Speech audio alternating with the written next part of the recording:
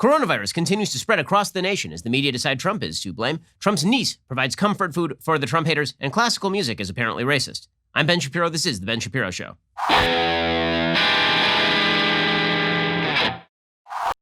Today's show is sponsored by ExpressVPN. Don't let others track what you do. Stop that. Keep yourself safe at expressvpn.com/Ben. Well, before we begin, let's just talk a little bit about investing strategy. You've heard all of the stories about people who got in sort of on the ground floor of some big new company, and then they just made a fortune, and other people who are sort of left out in the cold. Well, there is a group of people. They're called Our Crowd, and they believe every accredited investor should have access to those early sort of chances. So Our Crowd has brought their pre-vetted portfolio to you, and they're giving you the opportunity to invest early and be on the ground floor of some of the most promising companies in the world. Each year, Our Crowd reviews the most promising pre-IPO companies and selects just a few dozen to invest in. And then Our Crowd gives you an opportunity to join with their same early stage pre-negotiated terms. Our Crowd has helped thousands of investors invest in almost 200 companies to date, some of which have IPO'd, like Beyond Meat, or been bought out by companies like Nike or Microsoft, Oracle, Uber, Comcast, Intel, and Snap. Today, one of the many opportunities in the Our Crowd portfolio is an innovative dairy-free Ripple Foods. Consumer demand for non-dairy alternatives has been growing, and Ripple found a way to ensure the same high amount of protein as dairy milk with a lot less sugar and a great taste, which is why customers are already buying Ripple products in over 15,000 stores. Now, maybe that's a great investment. Maybe it's not, but you actually have the opportunity to check it out. And lots of companies like it. You can check them out and maybe, just maybe, get in on the ground floor of the next big thing. Get in early on Ripple and other unique opportunities at ourcrowd.com/Shapiro. The Our Crowd account is free. Just go to ourcrowd.com/Shapiro. That is ourcrowd.com/Shapiro, OURCROWD.com/Shapiro. Okay, so big news continues to be the spread of coronavirus across the nation. On a day-to-day level, the deaths seem to be somewhat stable. We've seen around 1,000 deaths for the last 3 days, as well as a lot of last week. We have seen hospitalizations starting to slightly decline in some places like Texas and Arizona, so it's possible that we've already hit peak there. In Florida, doesn't look like they've hit peak yet.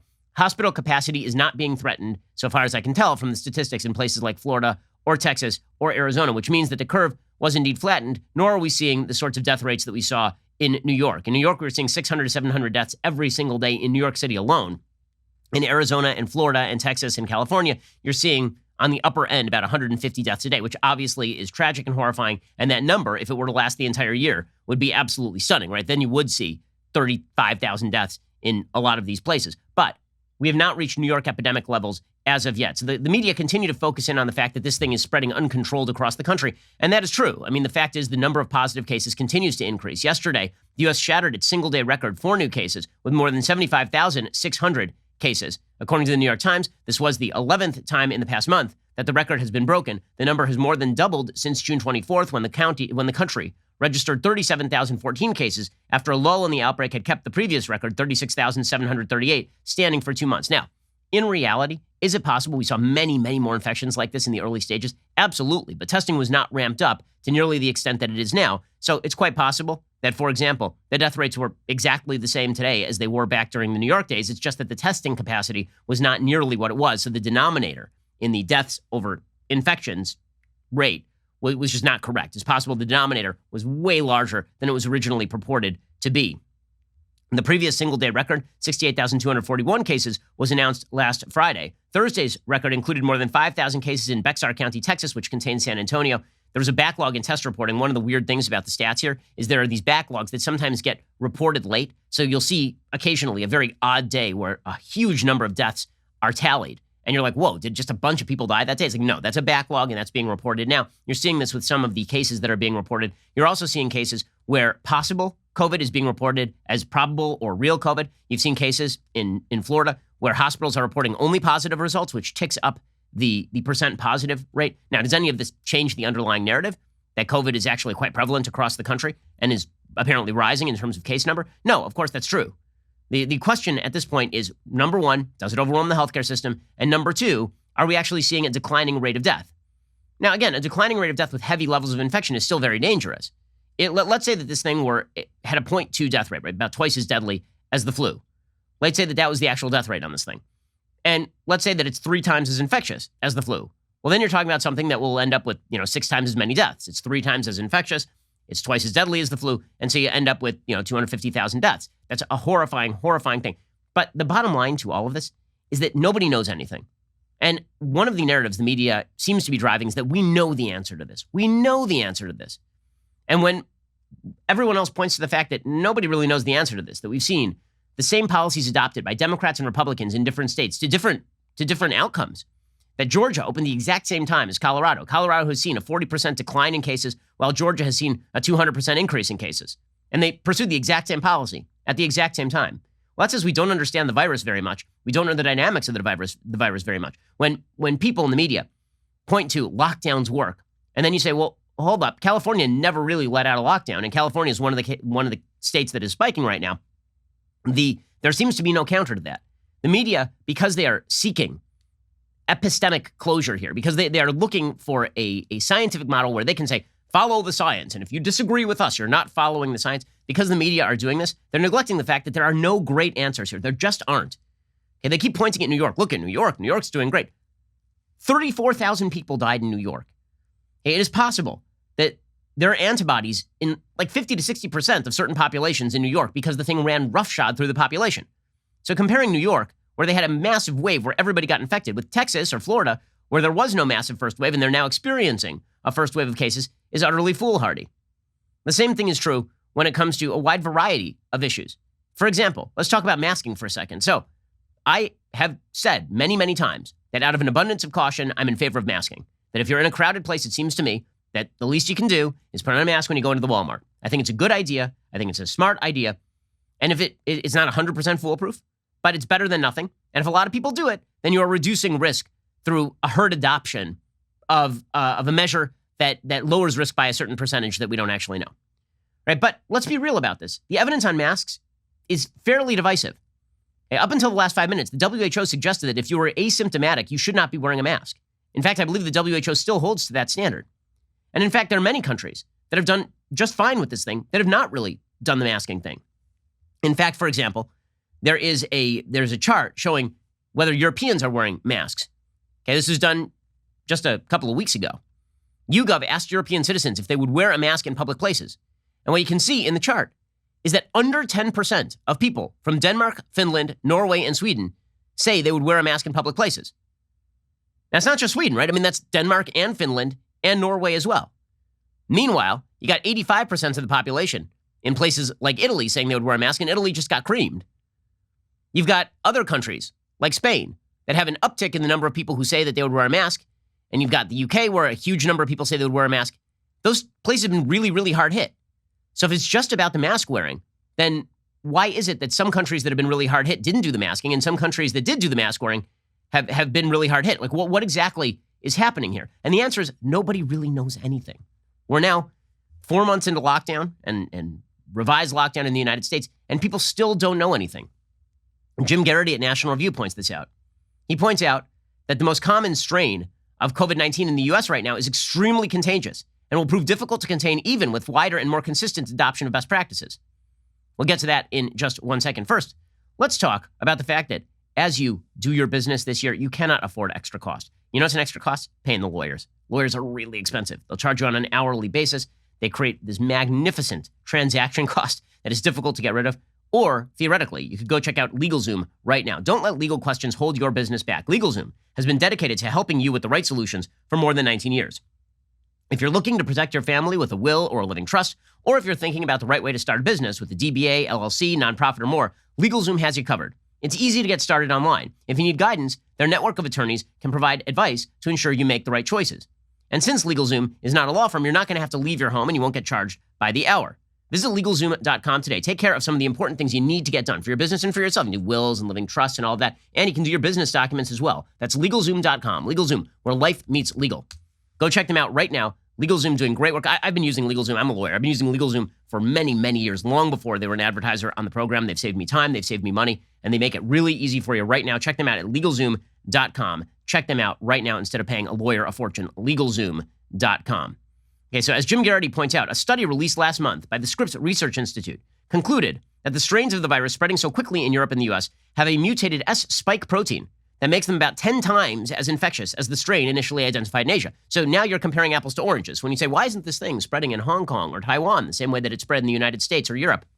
because it ain't exactly the same virus, as it turns out. If it seems like the U.S. is having a tougher time controlling the spread of coronavirus than Asian countries did in winter and early spring, that's partially because this version of the virus is tougher to stop from spreading. More and more researchers, says Jim Garrity, are contending that SARS-CoV-2, COVID-19, is airborne, meaning it is not merely being dispersed by the bodily fluids of those who have it, but also floating about in aerosolized form. It's also possible the virus is not truly aerosolized, but it's floating in tiny droplets so light and small they can easily be carried long distances by air currents. The European Center for Disease Prevention and the World Health Organization are now taking the aerosolized possibility seriously, and with good reason. An aerosolized virus would mean most of our current pandemic control policies, like remaining 6 feet apart, are not enough by themselves to prevent contraction of the virus. As Jim Garrity says, the scale and complexity of the problem should not be understated. The country enacted unprecedented sweeping lockdowns that kept most Americans at home at great cost to the economy. The lockdown slowed the spread. They didn't stop it. Preventing more infections is not just a matter of convincing the president to wear a mask consistently or shutting down beaches or subways or requiring quarantines for those who travel between states. At every level of government, the response to the virus has met with mixed success. But it's important to recognize no one is ignoring any simple or easy solutions because the solutions do not exist. Now, one thing that is true is that the death rate has been dropping fairly dramatically. The CDC currently estimates the death rate at between 0.6 and 0.7%, about 7 times as deadly as the flu. A new study puts it between 0.5 and 0.8.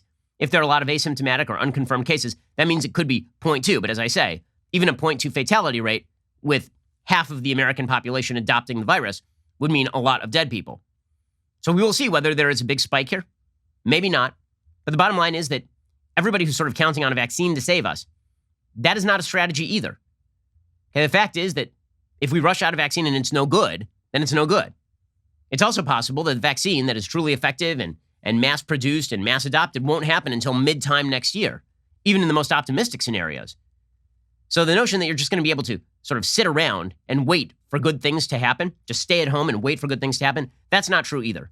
The reason I'm pointing all of this out is because this is all hard stuff. This is all hard stuff. I'm looking right now at a list from Worldometers, which compiles data from Johns Hopkins University about COVID-19 deaths. And I'm going to give you the states that have the highest rate of deaths for 1 million population right now. Okay, this is the list.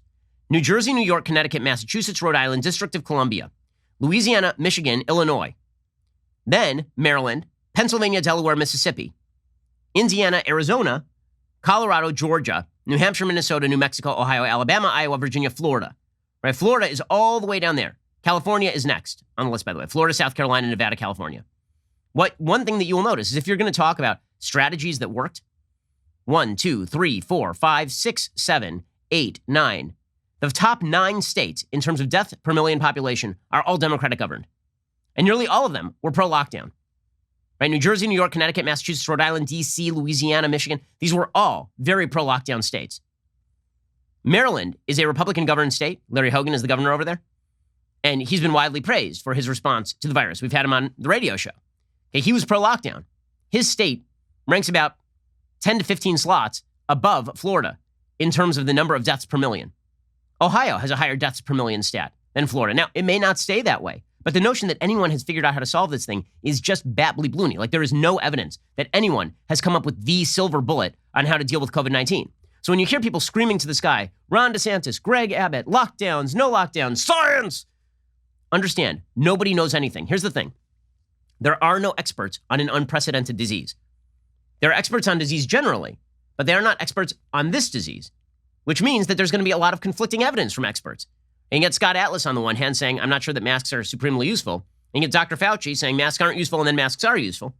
You can get Fauci saying at one point, I'm not sure we can go back into full-scale lockdown. And then you can have Fauci saying, well, we never should have let out a lockdown in the first place. Like, if you just look at the statements of Fauci, who, by the way, I think is doing his best, just like everybody else in this situation, Fauci's statements contradict each other fairly regularly.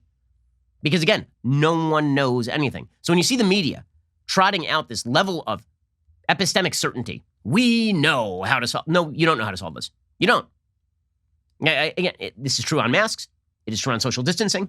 It is true on whether this is aerosolized. It is true on whether kids should be in schools. Right? On the one hand, you've got a fair bit of evidence that kids are not infecting their parents. There's good evidence from Iceland that this is the case. There's good evidence from China that this is the case. On the other hand, you saw a vast outbreak in Israel when they reopened the schools. Now, it turns out that when they reopened the schools, it's quite possible one of the things that happened is that the adults actually infected the other adults. Right? Kids are getting the infection. They're not dying from the infection. A lot of kids can get it. If they don't die from it, That's not that bad. The problem is if they pass it on to their parents. That's what happened in Israel. Kids gave it to each other, and then like a couple of people got it, some of the adults, and then the adults started spreading it amongst themselves, particularly in religious communities. Is that a reason to keep schools closed? Probably not. But the notion that there are any like easy, hard and fast answers here is just very silly. Now, I know some wrong answers here. Yeah, I know, for example, that it is a stupid answer for the New York City mayors to suggest that we're going to have mass paid childcare, but not schools. Like, that makes no sense at all. Like, just on a commonsensical level, that's idiotic. New York Mayor Bill de Blasio announced Thursday the city will provide free childcare to 100,000 students when schools reopen in September. Last week, the city released its plan for children to return to public school classrooms 1 to 3 days a week, depending on each school's capacity for social distancing amid the coronavirus pandemic. Students will take classes remotely on the other days.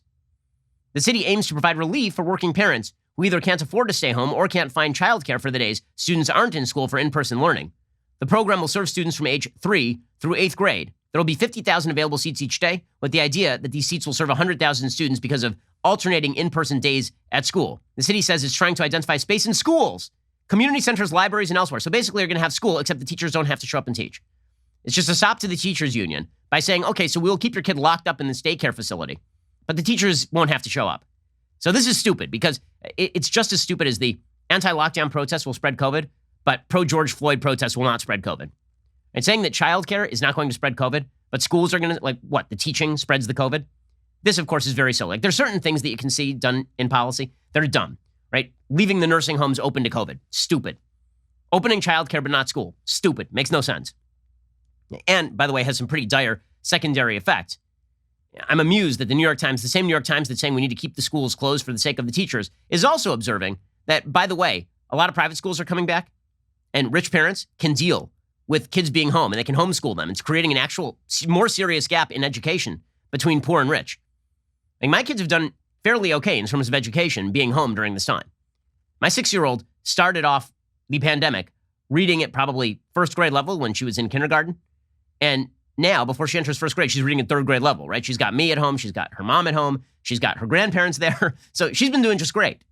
But what about kids who don't have that sort of support structure at home and aren't doing the Zoom classes? What do?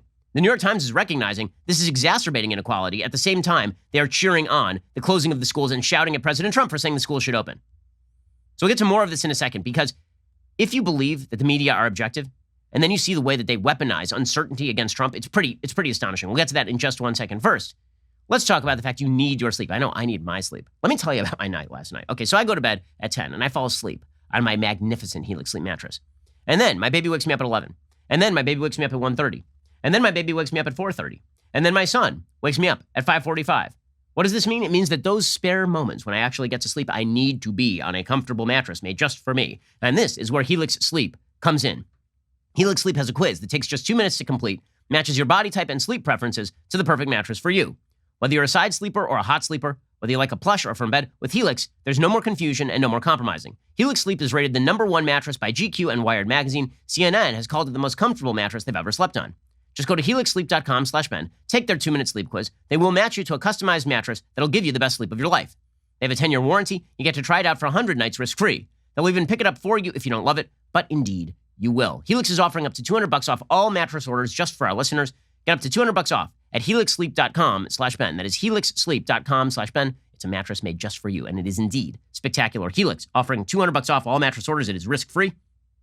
Check them out at helixsleep.com/Ben. Okay, so the media have their narrative. The media's narrative is that Trump is ignoring the science.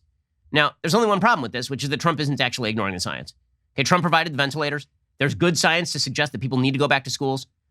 I know of private schools and some public schools that are looking at reopening, and they're doing their best. I mean, it's a rough situation. We were talking about my kid's prospective school, and they're going to have the kids check in. There are going to be temperature checks at the front door. They're going to be trying to socially distance the kids. They're going to have the kids stay in the room and the teachers move from room to room as opposed to having the kids move around in the hallways. It's going to be rough. It's going to be rough. But the idea that the schools can remain indefinitely closed or that you can close down all of American society forever, that's just not a realistic scenario. And everybody knows it. Everybody understands this, except the media, which says that anything Trump says is bad. So perfect example of media bias yesterday. So here's the New York Times headline, okay? The White House press secretary says science should not stand in the way of reopening schools. Okay, so that is their actual headline. that the science should not stand in the way. So that makes it sound like Kayleigh McEnany, who actually is quite good at her job, that Kayleigh McEnany was saying that we should ignore the science and send kids back to school. And this leads Rob Reiner, the director, to tweet out, Donald Trump wants to murder your children. It's like, no, that's the Demogorgon from Stranger Things, Rob. No, Trump does not want to murder your children. And that's also not what Kayleigh McEnany said. Here's the actual clip of Kayleigh McEnany. She never says at any point that we should ignore the science. In fact, she's saying precisely the opposite. She's saying there's plenty of science to back the idea we should open the schools.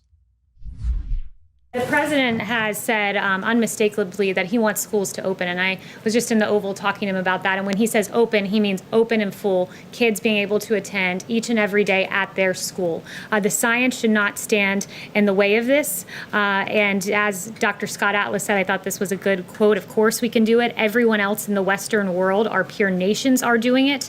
We are the outlier here.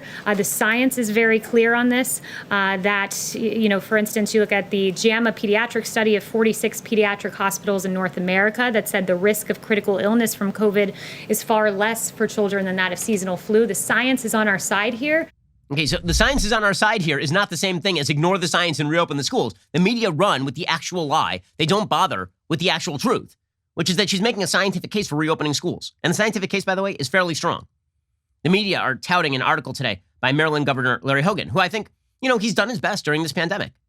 Right? The fact, again, is that the rate of death per million population in Maryland is 556 per million population. The rate of death in Florida right now, the much maligned Florida, is 218, right? Less than half of the death per million rate of Maryland.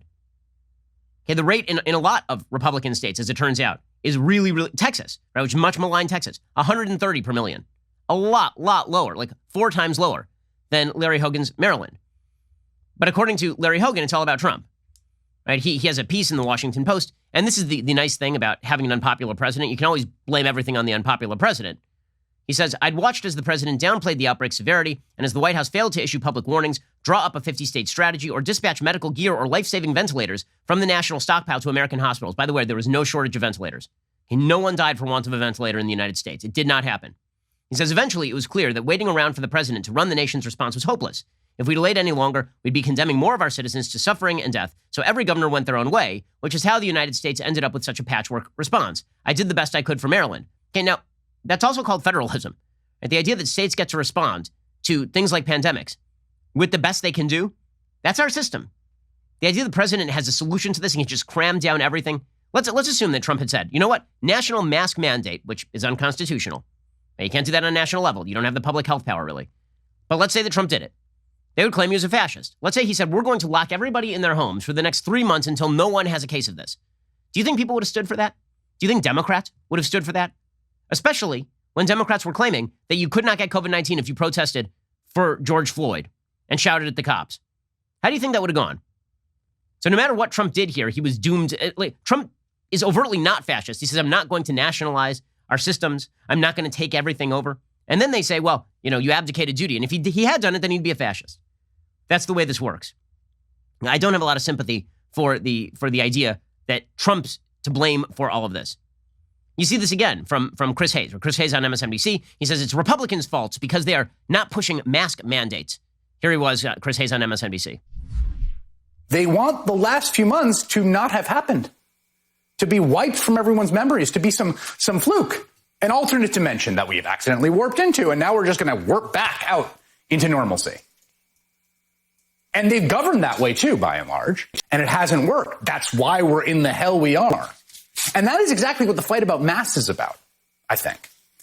Masks are a visual reminder that everything isn't normal, that we are in the midst of a once-in-a-century pandemic. And on the whole, the Republican Party would very much like you to forget that. Okay, hold up a second. Just hold up a second. The idea that mask mandates are the real problem here. Again, I'm going to give you the case numbers, the rising case numbers. Okay, so Florida is number one in terms of rising case numbers. They're also doing the most tests. It goes Florida, Texas, California, which is a Democratic state, Georgia, Arizona, Tennessee, Louisiana. Louisiana is a Democratic state. Okay, the states that were most hard hit at the beginning, of course, were all of the Democratic states.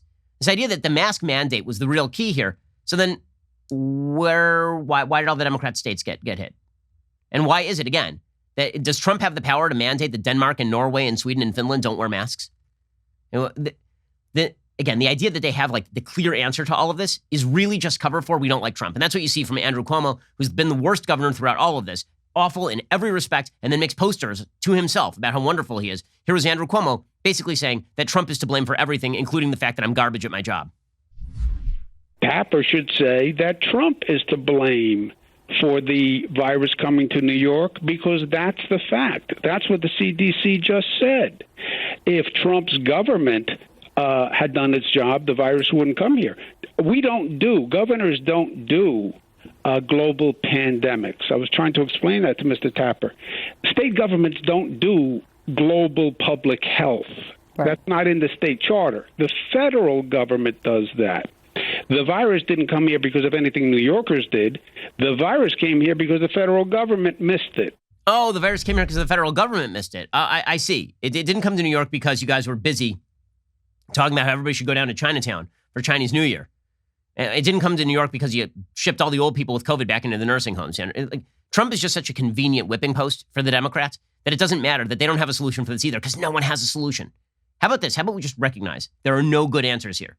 Okay, coming up, we're going to get into another aspect of the anti-Trump campaign, which is when he's not a fascist, it's because he's incompetent. And when he does something strong, then he's a fascist, right? This is the catch-22 for Trump. We'll get to that in just 1 second. First, let's talk about the fact that maybe your sleep quality is off. And maybe one of the reasons your sleep quality is off is because you have been staring at blue light right before bed. Maybe that's also why you're getting the headaches and the eye strain. Well, this is why you require Felix Gray glasses. Felix Gray, they filter out 90% of blue light in the most damaging range. They eliminate 99% of glare through a proprietary industry-leading lens technology only available with Felix Gray. 9 in 10 Felix Gray customers report significant symptom relief. Felix Gray frames, they're hand-finished from durable, super lightweight Italian acetate. With over 200,000 happy customers, Felix Gray isn't just the right choice, it's the only choice. I spend an enormous amount of time every day in front of screens. It's why I really need my Felix Gray glasses. Exposure to blue light can really mess you up. This is why you need Felix Grays. Go to felixgrayglasses.com/Ben for the absolute best quality blue light filtering glasses on the market. They're durable, and they are great, and they last basically forever. That's felixgrayglasses.com/Ben. Do what I did. Start taking care of your eyes, feel better, work smarter, and look good doing it. Shipping and returns totally free at Felix Gray. felixgrayglasses.com/Ben. Again, that's felixgrayglasses.com/Ben. Go check them out right now. I promise you will enjoy these glasses. felixgrayglasses.com/Ben. Okay, meanwhile, as I say, the idea is that Trump was not a fascist on COVID-19, and therefore he abdicated his duty. And then when Trump steps in to protect the rights of citizens that are not being protected by their own mayors, then he's a fascist. So case in point today, there are these reports happening from Portland, where apparently federal forces under the DHS are going around Portland. They are labeled police, right? They're wearing full-on military regalia with police on their military regalia, and they're getting out of unmarked vehicles, and they're arresting looters and rioters and people who are disobeying curfew laws and all of this. And they're not just quote-unquote peaceful protesters. They're walking around at 2 a.m. smashing things. That's what's been happening in Portland for well over a month. Ted Wheeler, who is the idiot mayor of Portland, has allowed this to go on for really years. He's allowed Antifa to stop people in the middle of the street. He's allowed Portland to become the repository of sort of Antifa centers. So there are videos that are emerging of federal forces and members of DHS who are walking up on guys who are dressed in this kind of cosplay Antifa military stuff and arresting people.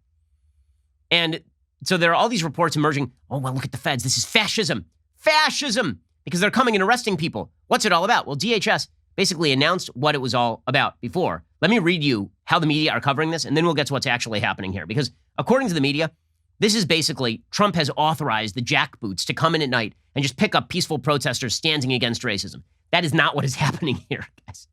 There's not a lot of evidence that the federal forces are just arriving to lock up the protesters. That's not... Okay, so here is the report that got all of this started. It's from the Oregon... I guess it's Oregon Public Broadcasting is the source of this report. In the early hours of July 15th, after a night spent protesting at the Multnomah County Justice Center, protesting, we'll see. By protesting, they mean like firing things, breaking windows, and attempting to destroy. And the Mark Hatfield Federal Courthouse, Mark Pettibone and his friend Connor O'Shea decided to head home. It had been a calm night compared to most protesting downtown. By 2 a.m., law enforcement hadn't used any tear gas, and with only a few exceptions, both the Portland Police Bureau and federal law enforcement officers had stayed out of sight. A block west of Chapman Square, Pettibone and O'Shea bumped into a group of people who warned them that people in camouflage were driving around the area in unmarked minivans grabbing people off the street. So first of all, let's just be clear about this. Police routinely use unmarked vehicles, okay? Because if you're in a marked vehicle, people run. If you want to arrest somebody, very often you use an unmarked vehicle. LAPD does not only use marked vehicles in my city. Federal forces are not required to only use marked vehicles. That was terrifying to hear, Pettibone said. They'd barely made it half a block when an unmarked minivan pulled up in front of them. I see guys in camo, O'Shea said. 4 or 5 of them pop out, open the door, and it was just like, oh, bleep. I don't know who you are or what you want with us. Federal law enforcement officers have been using unmarked vehicles to drive around downtown Portland and detain protesters since at least July 14. Now, you need probable cause to arrest somebody. It's not clear whether these arrests are arrests or detentions. People have been released. It's not like they're locking them up in Guantanamo Bay and leaving them there. There's probably, if I had to suggest a theory, here's my theory, that the feds have been monitoring a group of Antifa protesters for a long time. They have tape of them, and then they're going out and arresting them when they're violating curfew at night. Personal accounts and multiple videos posted online show the officers driving up to people, detaining individuals with no explanation of why they are being arrested, and driving off. The tactic appears to be another escalation in federal force deployed on Portland city streets as federal officers and President Donald Trump have said they plan to quell nightly protests outside the federal courthouse and Multnomah County Justice Center that have lasted for more than 6 weeks. Federal officers have charged at least 13 people with crimes related to the protests so far. They're not crimes related to the protests. They are crimes of looting and rioting and violating the law. Others have been arrested and released, including Pettibone. They also left one demonstrator hospitalized with skull fractures after shooting him in the face with so-called less lethal munitions on July 11th. Officers from the U.S. Marshals Special Ops Group and Customs and Border Protection have been sent to Portland to protect federal property, but interviews conducted by OBP show officers are also detaining people on Portland streets who aren't near federal property, nor is it clear that all the people being arrested have engaged in criminal activity. Well, if they are detained and then they are released, that does happen from time to time. And when the police detain you and then they release you, that is not technically an arrest by Supreme Court jurisprudence. And now, what exactly, why is all this happening? If you just read that piece, you would think, oh, well, these are peaceful protesters, right? I mean, that's all that's happening. It's just peaceful protesting. Yeah, that's not exactly what has been happening. You have terrorists who are attempting to tear down. I mean, look at these tapes. I mean, look at the defacement of public property. You can see what's happening here. Okay, they're having to use tear gas on quote-unquote protesters and looters who are flinging objects at the cops. They're firing fireworks, literally firing fireworks at federal buildings. This is not peaceful protesting. Acting DHS Secretary Chad Wolf said in a statement earlier this week, the city of Portland has been under siege for 47 straight days by a violent mob, while local political leaders refuse to restore order to protect their city. Each night, lawless anarchists destroy and desecrate property, including the federal courthouse, and attack the brave law enforcement officers protecting it. He said instead of addressing violent criminals in their communities, local and state leaders are instead focusing on placing blame on law enforcement and requesting fewer officers in their community. This failed response has only emboldened the violent mob as it escalates violence day after day. The DHS then released an extensive list of violence caused by leftist protesters since basically the end of May. And we're talking about graffiti, we're talking about assaults. I mean, there's tape literally last night of Antifa dragging fencing over toward the federal courthouse to try and set up their own chop chaz in Portland. So why exactly? I mean, here they are, right? Here they are. They've defaced the federal court building, and now they are dragging fencing over there to prevent the cops from coming in. It's a bunch of idiot white kids. It's a bunch of moron woke white liberals who are engaging in this sort of activity. Okay, that's criminal activity, and the locals refuse to do their job and arrest the criminals, and so the feds are coming in and they're doing it, which is legal. So the media's response has been Trump's a fascist. This is the overwhelming response. Literally, Trump is a fascist was trending on Twitter today.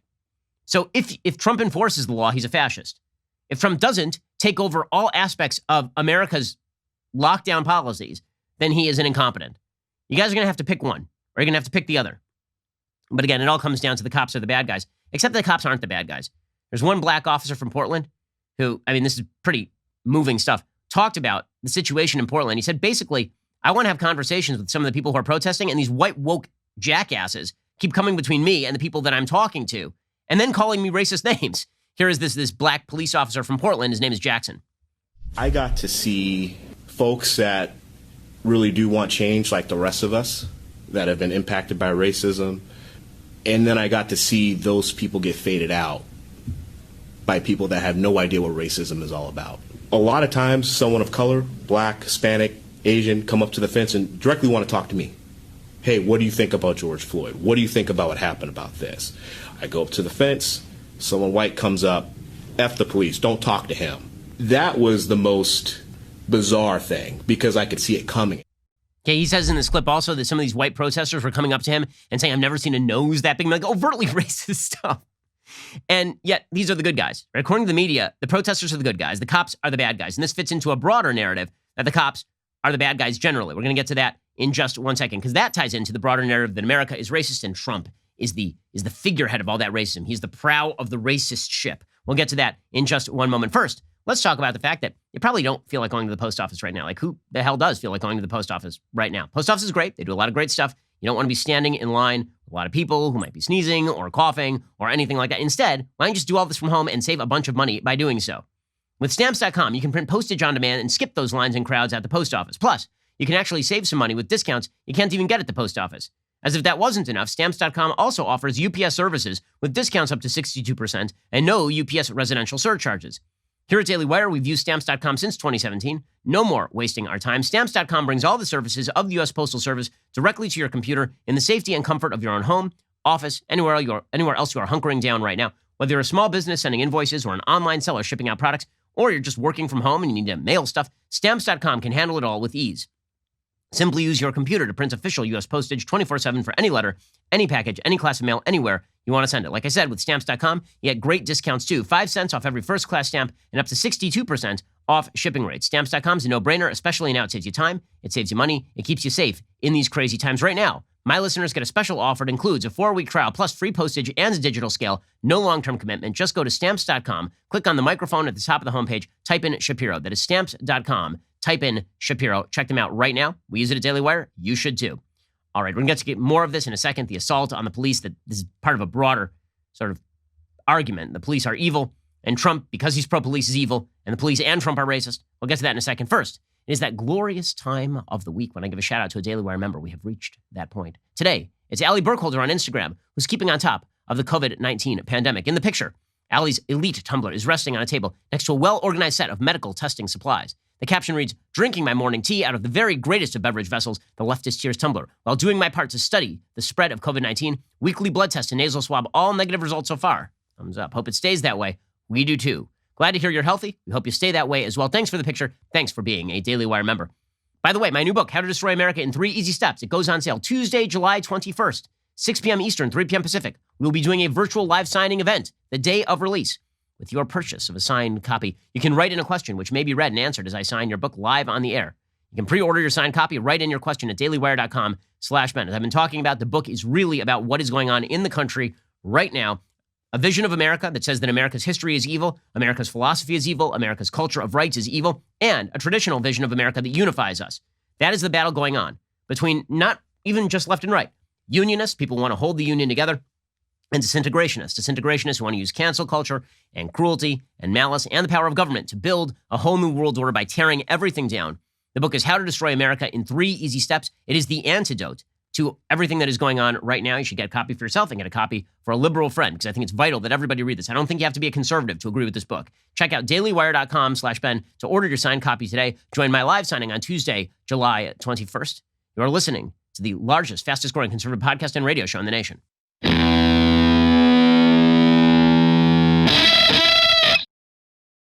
Alrighty, so the argument about the cops in Portland and the law enforcement in Portland, when it has just been run by Antifa for a month and a half, it's really insane, and really it's driven by the broader American narrative that the police are the bad guys.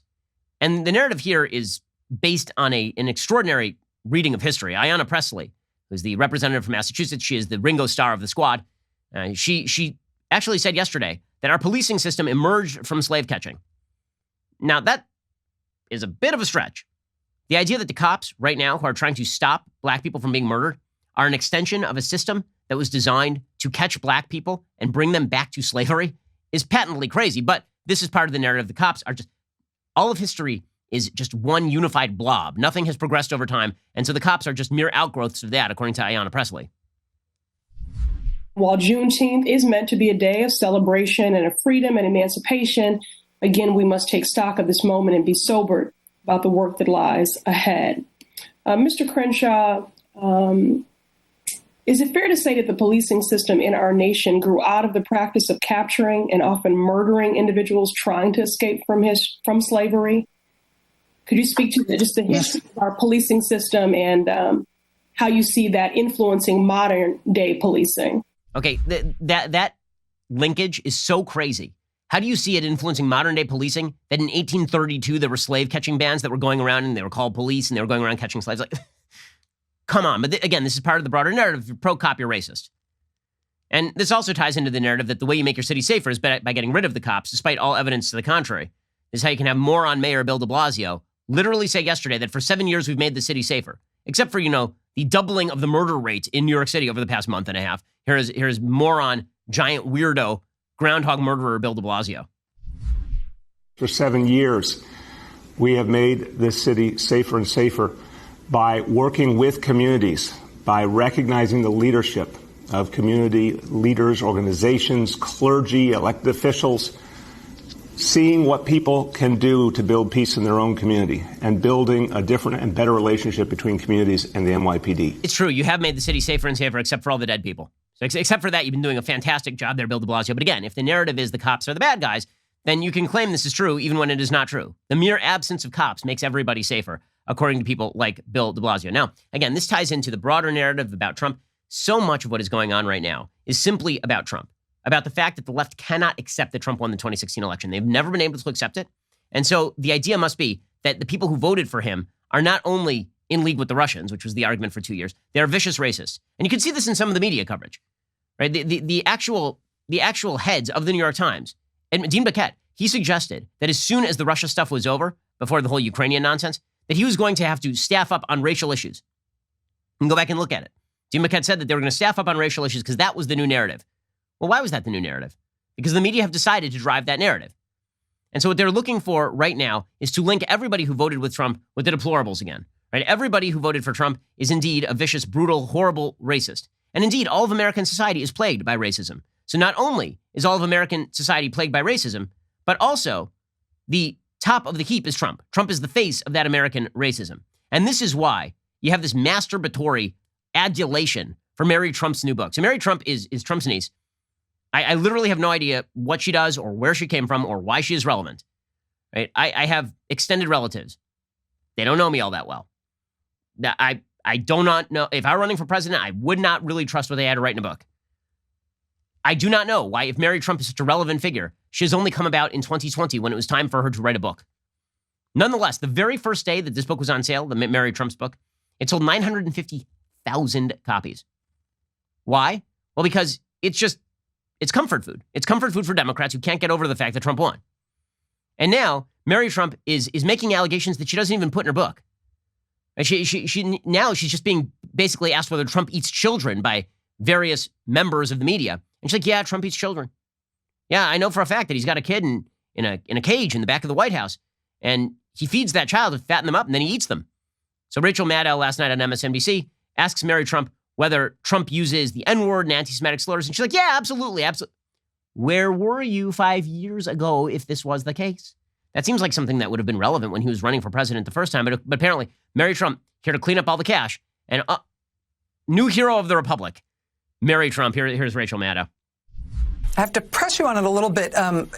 Just to ask if the president, if your uncle was an exception to that in your family, or if you ever heard him express either use anti-Semitic slurs or the N-word or other racist slurs or other sentiments like that. Oh yeah, of course I did. And I don't think that should surprise anybody, given how virulently racist he is today. Have you heard the president use the N-word? Yeah. And anti-Semitic slurs specifically? Yes. Well, amazing how that didn't make it into the book. Incredible. Now, breaking news as I'm selling a book. Trump used that. Like, by the way, that would have been the kill shot in 2016, would it have not? Right? Like, there are not a lot of people in America in 2020 who are fond of people using the N-word. But here's Mary Trump, look, emerging from the woodwork, and Democrats like, oh, well, because that links with the American racist system, and Trump is just the face of that giant American racist system. Now, color me a little bit skeptical on this, just a little bit skeptical, that a man who's been in the public eye for nearly all his life, and who has sought the public eye for nearly all his life, routinely uses the N-word, and somehow nobody else has ever said that he uses the N-word. Like, this is the first person in human history who said this. While she's selling a book. Yeah, I'm gonna go skeptical on that one. Again, this is all part of the broader miasmatic attempt to paint everything in America as racist, so as to say that the current president of the United States is the biggest problem. We get rid of him, and we can start to really do the hard work. I don't know if the memo went out at major newspapers last night, but now classical music is under fire. There's an article in the Washington Post called "That Sound You're Hearing is Classical Music's Long Overdue Reckoning with Racism." Classical music, like, what, did they uncover some of Mozart's old tweets or something? Wagner was pretty obviously a Jew hater, but I'm not sure what that has to do with the price of tea in China right now. That's weird.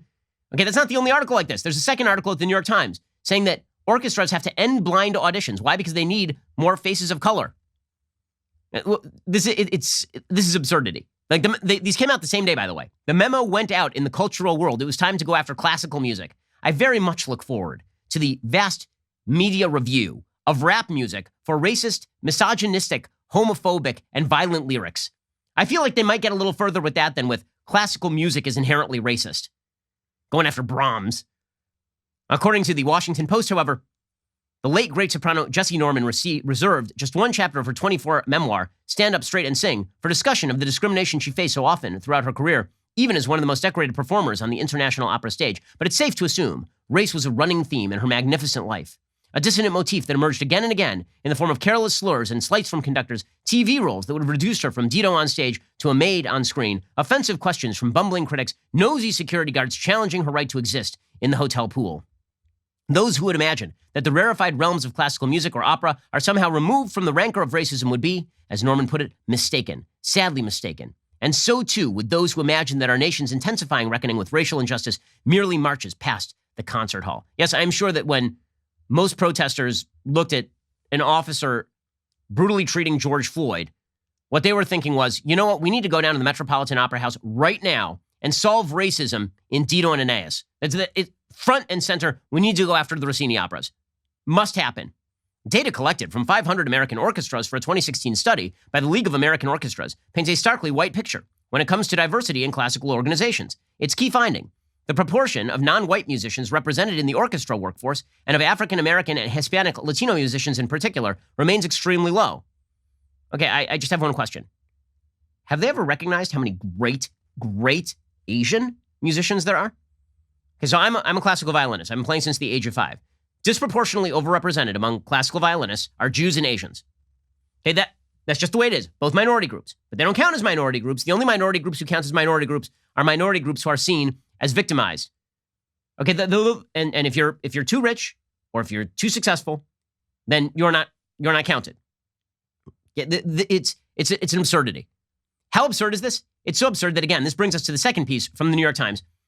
They want to get rid of blind auditions. So there was a theory a while ago that the reason there weren't enough musicians of color in orchestra, and there's really female musicians, there weren't enough female musicians in positions of power in orchestras, is because that when women were trying out, there were sort of these evil sexist directors of orchestras who would not give them the time of day. And so orchestras started using blind auditions. And counter to public perception, what actually happened is the number of women in positions of power in orchestras went down. It turned out that women were actually being kind of slightly favored in some of those things. Well, now it turns out that the New York Times wishes to get rid of blind auditions. They literally want to make the orchestras worse. They want to have worse musicians so long as the diversity photo looks appealing.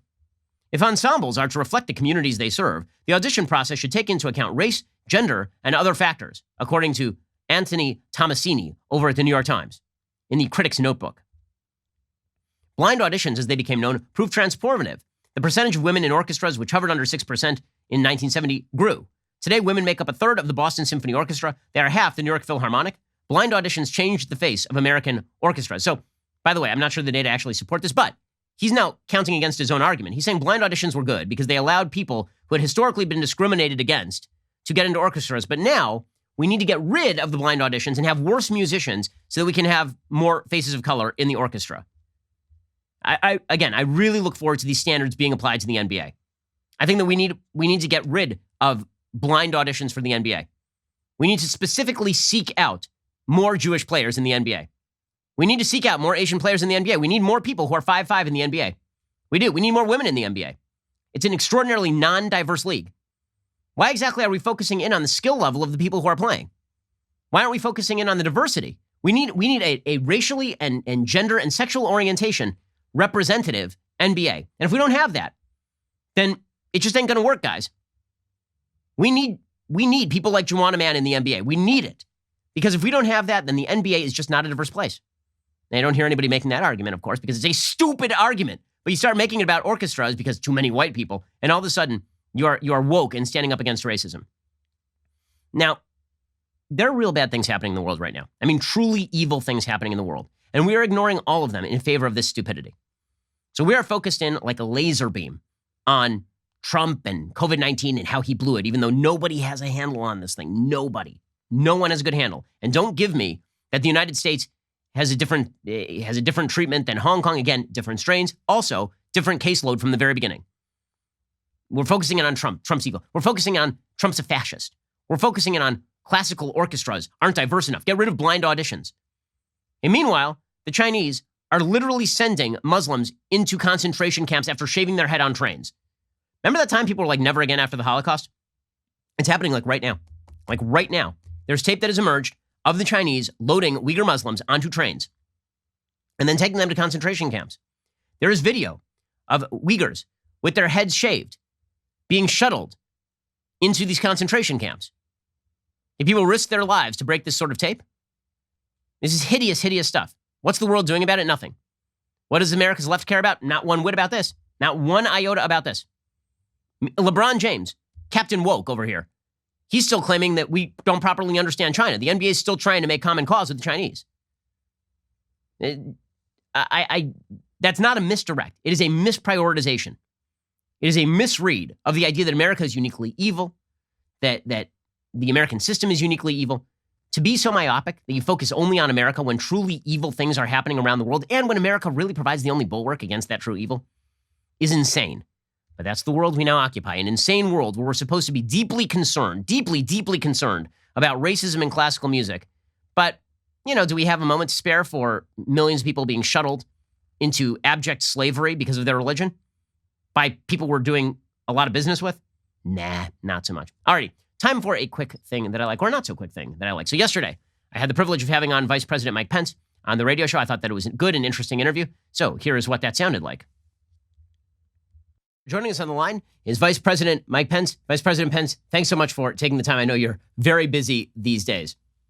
Ben Shapiro, it is great to be back with you. I'm speaking to you from the White House, and just thank you for your strong conservative voice on the airwaves and on the internet all across this country. Well, thank you so much. So let's talk about the biggest thing on a lot of Republicans' minds these days, the campaign. So obviously the campaign has an uphill climb here. I mean, the polling data right now so far is not great. What does the campaign plan to do to turn this thing around? It seems like you've kept a lot of ammunition in store. It seems as though the campaign really hasn't gotten started thanks to a variety of factors. What do you think the campaign is going to do to push forward in the coming months?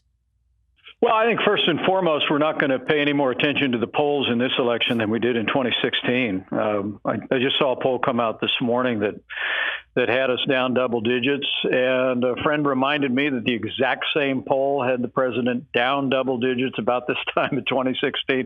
So, look, elections are about choices. I can't wait to get out on the campaign trail. I'll be in Wisconsin tomorrow, talking about everything that we were able to accomplish in the first 3 years of this administration, the president's leadership through this extraordinary pandemic. We continue to move the nation forward. We continue to meet the needs of the American people, of families, making sure hospitalization, healthcare workers have the support they need. And we continue to see America opening up. We lost 22 million jobs at the height of this pandemic. But given the foundation, the strength of the American economy, the foundation this president poured in the first 3 years, Ben, we've already seen nearly 8 million jobs return.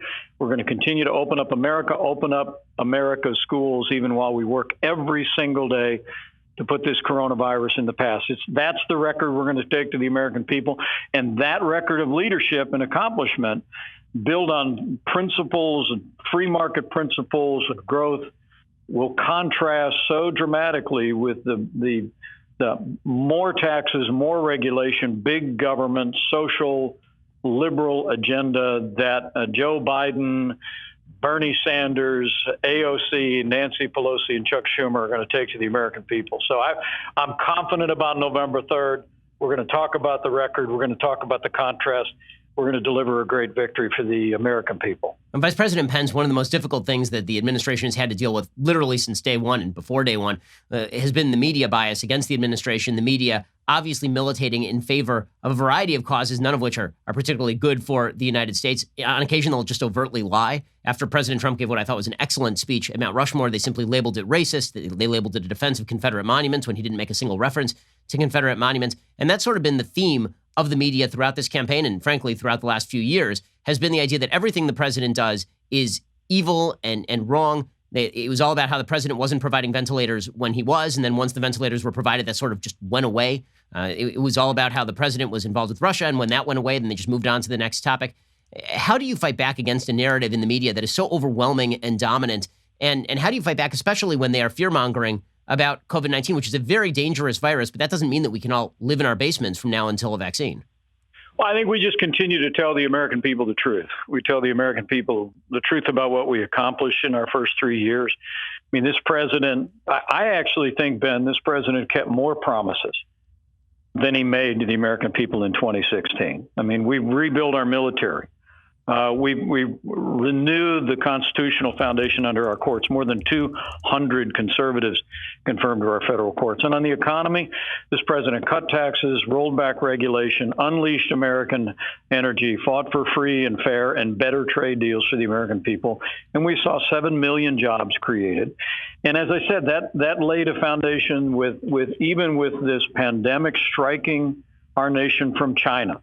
The president was able, again, to marshal the resources, not just of the government, but a whole of America response, where we saw American ingenuity, American businesses stepping up. We reinvented testing. We saw the creation of more than 100,000 ventilators in 100 days. No American who required a ventilator was ever denied a ventilator. Hundreds of millions of medical supplies that we continue to surge as we see outbreaks and an increase in cases along the Sun Belt. And then you saw the news this week. I mean, with the advent of new vaccines that are moving through clinical trials at a record pace. You know, I have to tell you, Ben, when from where I've sat in this process, despite the criticism, not just over the last 3.5 years, but over the last 4 months, from the media, I say only with this president and only in America. And I have every confidence as we go forward, we're going to continue to take that case. And I truly do believe that there is greater enthusiasm for the president and his agenda today than there was at this time in the election in 2016. So we're going to keep dealing with this pandemic. We're going to make sure every state has everything they need to provide for their citizens that are impacted by the coronavirus, the same level of health care you or I would want for any member of our family. But we're going to keep opening up. We're going to open up our schools. We're going to keep telling the American people the truth. And you're going to see this president and this team back in the winner's circle on November 3rd. Vice President Pence, you know, the other aspect of our politics that seems to be so dominant over the last few months is this extraordinarily radical vision of the United States. It's a place steeped in racism and bigotry, in which all of our institutions have been thoroughly corrupted from inceptions, resulting in everything up to and including tearing down statues of Thomas Jefferson, defacing statues of George Washington, I think connected to larger scale rioting and looting. The Democratic Party seems completely feckless in the face of this sort of behavior. How do you and the president plan to take the message on the road that there really is a threat to some of the fundamental ties that bind us in the United States? Well, Ben, I think, as you said, I think that's what the Mount Rushmore speech was all about.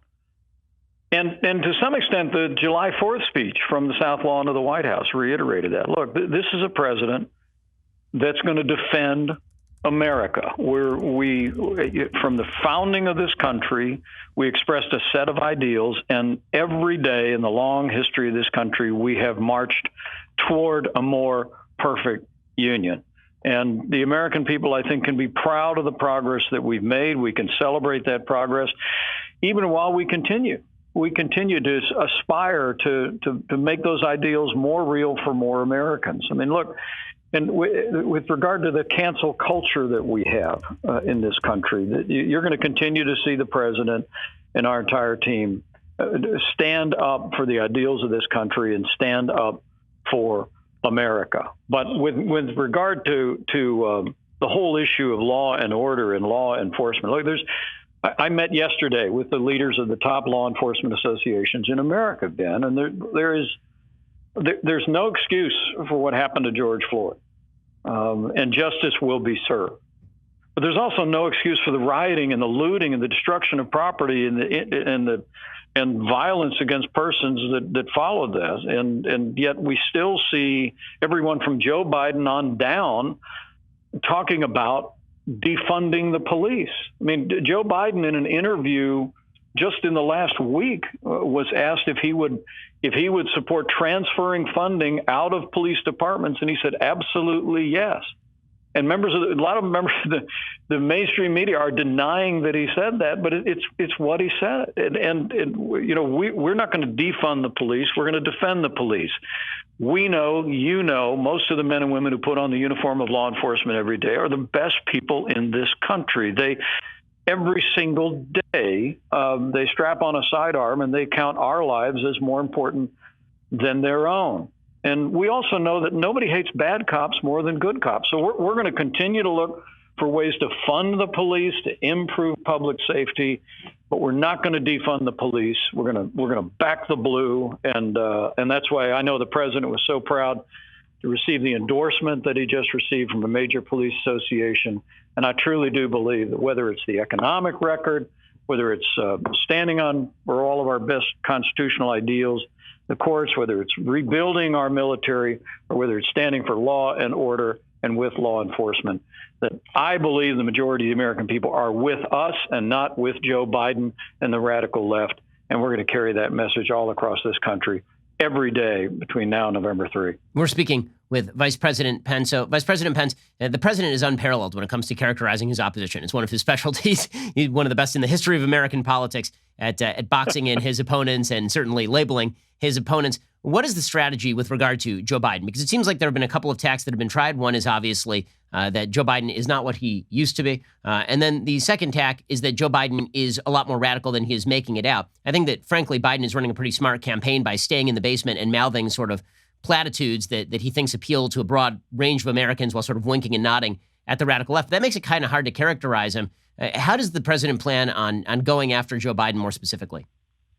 Well, we're going to talk about the record because, look, Joe Biden is a liberal, been in Washington, D.C. for 40 years.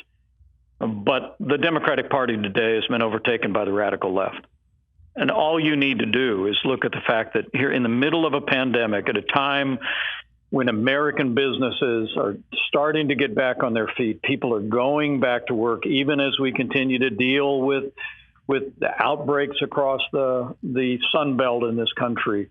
Joe Biden actually unveiled a plan to raise taxes by $4 trillion, raise taxes by nearly $2 trillion on American families, but $2 trillion on American businesses. And I have to tell you, we're gonna carry that message everywhere.